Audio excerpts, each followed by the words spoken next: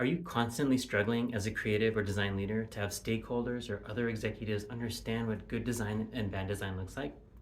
Do you find yourself constantly having to explain or even prove the value of creative and design in your organization? Is your team feeling more like a service organization instead of having an equal seat at the table?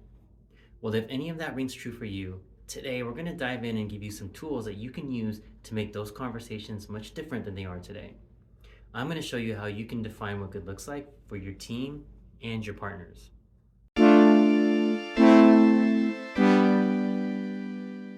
Hey creatives, it's Rico. If you're new here, let me reintroduce myself.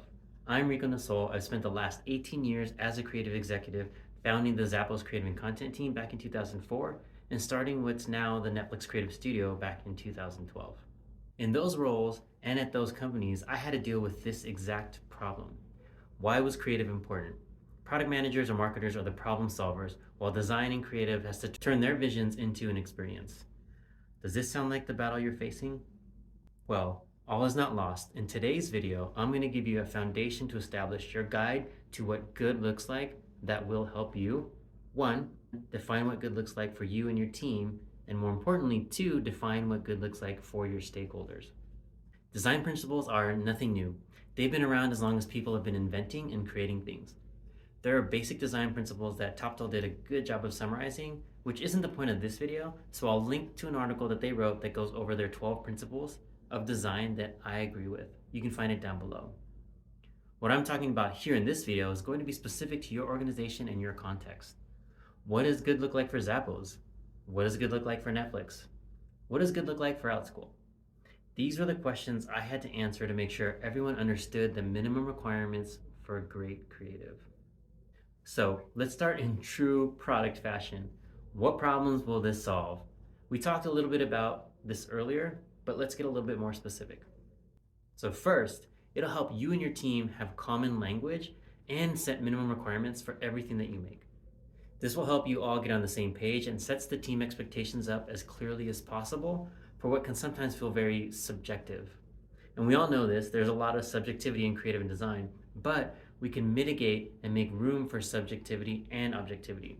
We'll get into that later, but if you can create this common language, you'll be able to scale and grow your team much quicker because everyone is aligned on how they look at creative and what to critique in the given context. Second, it gives you a simple framework to share with your partners and non-creatives so they can better understand the rigor and the decision-making that goes into each project before they see it. They will know exactly what you already checked for simplicity, authenticity, intention, and whatever your definition is. They'll get it. They'll also appreciate it because it means less time on more of the objective quality and the ability to spend more time on making sure it solves the user problems. And third, when hiring or recruiting, this can be a great framework and guideline to share with candidates so they have a clear picture of the type of work that they're coming into. It'll also show that you're a thoughtful design leader and that you have the proactive ability to build and understand and create authority for design and creative in your organization. Can you imagine walking to an interview and a design leader defining principles, telling you what good looks like, and showing you how much design and creative is valued within their business? I'd be sold. Okay, now that we've touched on just a few of the high-level benefits, let's dive into how we start to do this work. And it doesn't have to be complicated, and it should be something that grows and gets refined over time.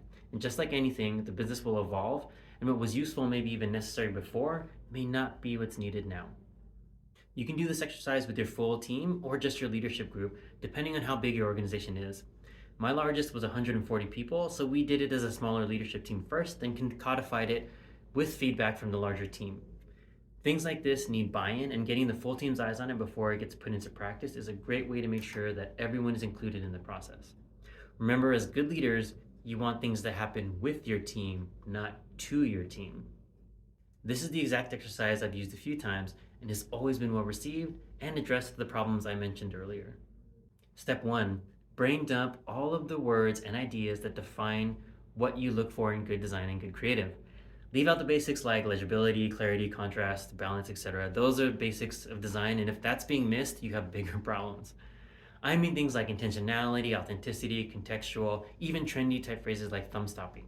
Get as many of these down as possible, and don't forget to have some data-informed qualities like audience resonance and accuracy, and know that you'll perform post-launch analysis to get even harder metrics for those folks. And step 2, card sort and choose your top 4 to 7 words or phrases. You can do this a lot of ways. Pick your favorite card sort, voting, technique, and get to choosing. Once you have those down, you'll move on. Step 3, clearly define what each term means in the context of your business or your organization. Here's some examples that we had at Netflix. Authenticity.